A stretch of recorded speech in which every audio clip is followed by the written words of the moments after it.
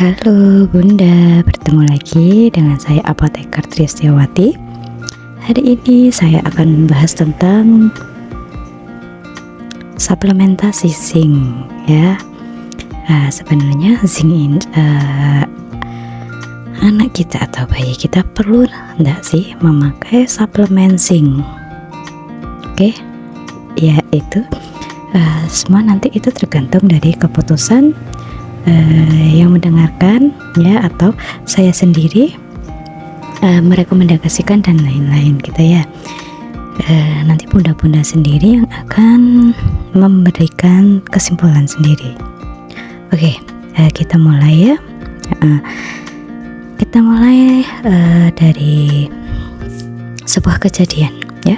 Menurut WHO, sekitar 115 juta anak di bawah usia 5 tahun mengalami stunting, dengan sebagian besar tinggal di Afrika dan Asia. Wow, padahal Asia itu subur ya, termasuk Indonesia itu subur. Ya, kalau Afrika mungkin bisa kita bayangkan bagaimana. Ada apa sebenarnya ya di Indonesia ya, atau di Asia? Oke. Sebenarnya zinc ini sudah diteliti ya, menurut hasil penelitian, yaitu dari dari meta-analisis. Jadi meta-analisis itu penelitian derajatnya istilahnya tertinggi ya. Jadi meta-analisis itu kumpulan dari RCT, randomized control trial dikumpulkan terus disimpulkan. Ya intinya pokoknya paling tinggi lah ya, paling bisa dipercaya. Hasilnya akan saya bacakan begini ya. Zinc secara signifikan mempunyai efek positif terhadap pertumbuhan linear, terutama ketika diberikan sendirian. Maksudnya begini, zinc itu pada saat diberikan sendirian itu artinya suplementasi zinc sendirian, tidak diberikan bersama makanan lain gitu ya. Dia ternyata mempunyai efek yang bagus, yaitu pertumbuhannya linear, artinya naik gitu ya, semakin lama semakin menaik. Intinya bagus lah buat pertumbuhannya, naik gitu ya. Dan termasuk strategi nasional untuk mengurangi stunting pada anak kurang dari 5 tahun pada negara berkembang. Itu hasil conclusionnya ya, hasil kesimpulan dari meta-analisis tersebut. Yang kedua adalah penelitian, dia menemukan metode RCT, randomized control trial, itu pun juga tinggi ya, tingkat kepercayaan tinggi. Nah, maksudnya gini, yang bisa saya ikuti itu model yang seperti ini ya, meta analisis dan RCT. Oke, kuat gitu ya evidence-nya. Mengurangi resiko kematian secara umum. Jadi zinc ini mengurangi resiko kematian secara umum. Jadi umum itu entah diikuti dengan penyakit apa, infeksi, penyakit Terus yang kedua, resiko kematian akibat diare, infeksi saluran pernafasan bawah, malaria itu berkurang ya dengan adanya zinc. Ya, dari sini kita bisa menyimpulkan zinc ini bagus loh untuk seorang bayi, untuk mencegah stunting gitu ya. Dan untuk ini kan ada hasilnya mengurangi resiko kematian akibat diare, infeksi. Artinya apa ya, kemungkinan bisa meningkatkan sistem imun ya. Sistem imun kita kan kemarin kan sudah saya jelaskan adalah tentara-tentara yang membunuh virus atau bakteri yang masuk ke dalam tubuh kita. Oke. Sekarang akan saya bacakan tentang manfaat zinc pada bayi secara umum. Jadi ini saya ambil dari pustaka Nutrition Pediatric ya, dari luar negeri. Dan ada sebagian yang saya cari di pustaka-pustaka lain. Oke. Begini bunyinya itu, manfaat zinc pada bayi membantu meningkatkan imun bayi untuk pertumbuhan dan perkembangan optimal, termasuk pertumbuhan otak dan tulang. Oke, makanya pada saat saya membaca buku Pediatric Nutrition Pediatric, jika defisiensi atau kekurangan zinc ya, maka akan terjadi retardasi mental. Retardasi mental itu kemungkinan kayak ya yang berkebutuhan khusus gitu ya, mungkin IQ-nya rendah gitu ya. Membantu proses penyembuhan luka ya, kemudian dapat meningkatkan nafsu makan ya. Ini mungkin ada pro dan kontra ya, tapi ternyata defisiensi zinc itu saya juga baca di Nutrition Pediatric bisa terjadi anoreksia. Anoreksia itu gangguan makan, tidak mau makan istilah kasarnya gitu ya. Dan juga esensial untuk pertumbuhan dan kematangan organ seksual. Ya, esensial itu penting ya, jadi penting sekali. Kemudian growth retardation dan hypogonadism pada remaja laki-laki bila terjadi kekurangan zinc ya. Oke, ini tadi ya. Jadi dan juga zinc ini ternyata bermanfaat digunakan pada penyakit gastroenteritis akut atau yang bisa kita bilang diare ya. Oke. Kemudian kenapa sih ya kok zinc ini dibahas ya? Zinc itu banyak dibahas ya, di WHO dibahas, Badan Kesehatan Dunia dibahas, di Ikatan Dokter Anak Indonesia juga dibahas ya. Karena apa? Karena konsentrasi zinc pada kolostrum awal-awal ASI keluar itu tinggi, yaitu sebesar 5,4 mg per liter. Oke, awal ya. Kan tetapi dia menurun sebesar 1,1 mg per liter pada usia 3 bulan. Ya, jadi setelah 3 bulan melahirkan ini ya, ASI ini mengandung 1,1 mg per liter loh ya. Jadi kita tidak mungkin minum susu sebanyak 1 liter. Jadi amat sangat kurang di usia 3 bulan. Zinc itu bisa terkandung di dalam makanan ya, makanan sehari-hari orang Indonesia sebenarnya ya, ada di Indonesia juga ya. Sumber zinc tertinggi diperoleh dari daging merah dan hati. Oke. Kemudian untuk sumber zinc yang sedang diperoleh dari daging babi dan unggas. Untuk zinc yang terendah diperoleh di ikan dan telur. Oke. Untuk sumber zinc yang terbaik adalah pada daging merah dan hati. Oke, kita tahu bagaimana seorang anak ketika ASI ya,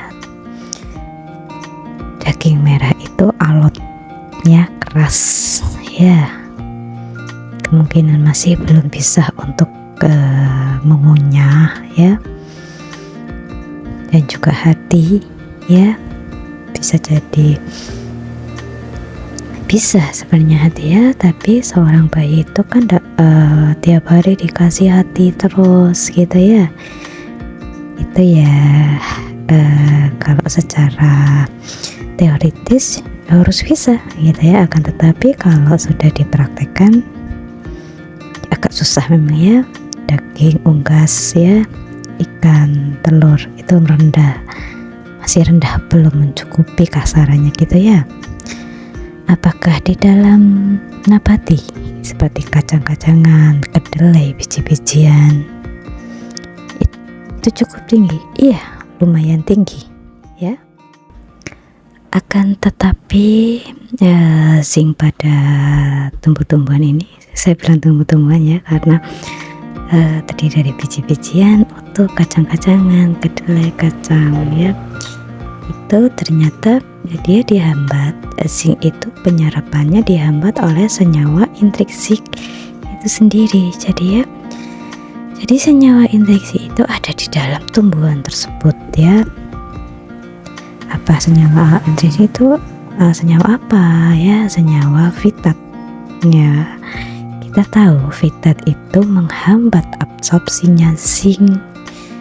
Silai dihambat, didang-dangi ya, biar zincnya tidak masuk ke dalam tubuh kita. Gitu.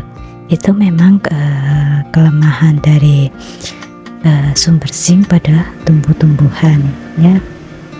Gitu. Oke, sekarang sebenarnya permasalahannya apa sih? Ya, oke, permasalahannya itu hambatan. Zinc ini sebenarnya dibutuhkannya berapa sih untuk hariannya ya? Kalau di RDE mengatakan yaitu 3 mg per hari. RDA itu seperti angka kecukupan gizi itu maksudnya ya, untuk anak bayi itu sebesar 3 mg per hari. Kecil ya, lumayan kecil. Biasanya ditambahkan di dalam susu formula atau di dalam bubur bayi ya yang difortifikasi. Maksudnya bubur bayi difortifikasi itu apa sih ya? Bubur bayi yang sudah diberikan vitamin ya, diberikan mineral gitu ya. Udah kasaran bubur bayi instan itu loh ya. Oke. Di dalamnya itu sudah ada zat besinya juga ya, apalagi tinggi ya, zat besinya ya diberikan tinggi karena untuk memenuhi kebutuhan. Nah, zat besi itu ternyata dibutuhkan tinggi ya, memang pada bayi. Akan tetapi zat besi ini ternyata juga menghambat penyerapan zinc lah gitu ya. Mungkin sudah cocok nih, sudah kebutuhan angka kecukupan gizinya 3 mg per hari di mana-mana ini ya. Ya kan, tetapi ada penghambatnya ya, belum dicek darah ya, benar enggak yang masuk nanti sekian ya. Jadi ketika kita kayak memberikan dosis atau takaran ya, biasanya kalau di dunia farmasis itu dilihat kadar dalam darahnya. Bukan di saat masuknya berapa itu yang dipercaya gitu ya, enggak gitu ya. Oleh karena memang ada hambatan-hambatan seperti itu, saya baca di di buku-buku ataupun tadi kan hasil dari penelitian kan diberikan alone ya, diberikan sendirian ya, artinya suplemen itu tidak diberikan dengan suplemen yang lain. Artinya diberikan zinc ya zinc saja, tidak bersama dengan zat besi, tidak bersama dengan vitamin-vitamin lain ya, murni sendiri gitu. Oke, kok sukanya suplemen sih ya, kan beli kan mahal gitu ya, kok mbok ya pakai yang alami, yang makan makanan. Oke ya, makanan. Oke, kita harus melihat budaya Indonesia, budaya kita ya. Kita makan biasanya pakai nasi ya, atau dicampuri tepung kalau bayi ya, nasi yang di blender dan lain-lain. Nasi itu juga mengandung vitat ya. Vitat ini menghambat penyerapan zinc. Oke ya, kita tahu di Indonesia budaya kita itu nasinya lebih banyak daripada ikannya. Nasinya lebih banyak dari lauk pauknya ya, nasinya seabrek, lauknya kecil. Itu bisa dibayangkan zinc-nya itu masuk apa enggak sih di dalam tubuh gitu loh. Oke. Nah, kalau menurut saya pribadi perlu enggak sih suplemen yang berdiri sendiri, artinya tidak bersama suplemen lain? Menurut saya perlu. Saya loh ya, kalau bunda-bunda dari penjelasan saya ini bagaimana, monggo ya, terserah ya, banyak jalan menuju Roma gitu. Saya berkesimpulan perlu penambahan suplemen berdiri sendiri dan tidak dicampur dengan yang lain, karena itu tadi ya, manfaatnya sangat banyak sekali, terutama di persinyalan otak dia membantu. Jadi seorang bayi di bawah 2 tahun itu syaraf-syarafnya itu ya, sinyalnya itu lagi sambung menyambung gitu ya. Kalau kita lihat semakin usia dari 0, serabutnya kecil-kecil, maksudnya sambungannya kecil, semakin lama serabutnya semakin banyak dan semakin ruwet ya, yang nyambung-nyambungkan ya, intinya ben pinter gitu loh ya. Oke, baiklah, saya akhiri untuk materi yang zinc ini.